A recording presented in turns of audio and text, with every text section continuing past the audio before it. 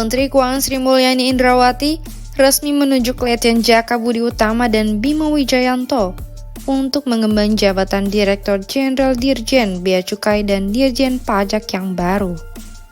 Kepada Letjen Jaka Budi Utama dan Bima Wijayanto, Sri Mulyani meminta agar keduanya dapat menggenjot penerimaan negara dari bea dan cukai sesuai arahan Presiden Prabowo Subianto. Sri Mulyani juga mengingatkan agar keduanya saling berkolaborasi dan mendukung dalam melaksanakan tugas mengumpulkan pendapatan negara. Selain itu, Sri Mulyani meminta mereka untuk memperhatikan dan memperbaiki citra Ditjen Pajak dan Ditjen Bea Cukai sebagai lembaga yang harus mengutamakan transparansi dan integritas.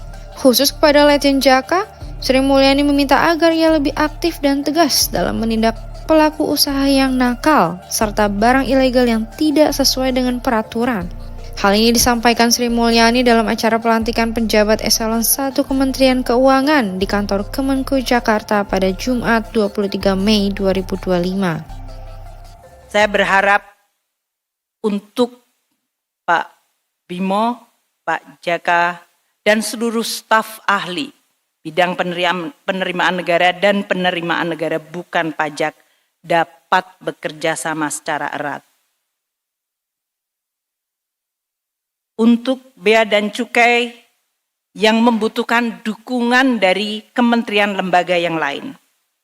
Di dalam tugas untuk tidak hanya menjaga penerimaan negara, namun juga menjaga industri dan menjaga perekonomian Indonesia.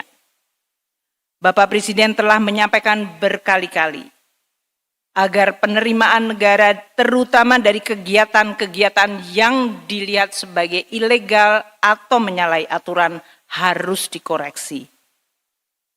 Maka kehadiran Pak Jaka merupakan suatu nilai tambah yang kami harapkan akan mendukung dan meningkatkan kemampuan Kementerian Keuangan untuk melakukan koordinasi yang jauh lebih baik dan efektif dengan berbagai aparat penegak hukum dan instansi-instansi lainnya.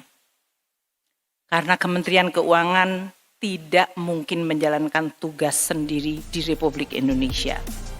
Pada kesempatan itu, Sri Mulyani juga meminta Letjen Jaka untuk memperbaiki operasional sistem informasi dan kepabeanan dan cukai, yakni Custom Excise Information System and Automation atau CISA.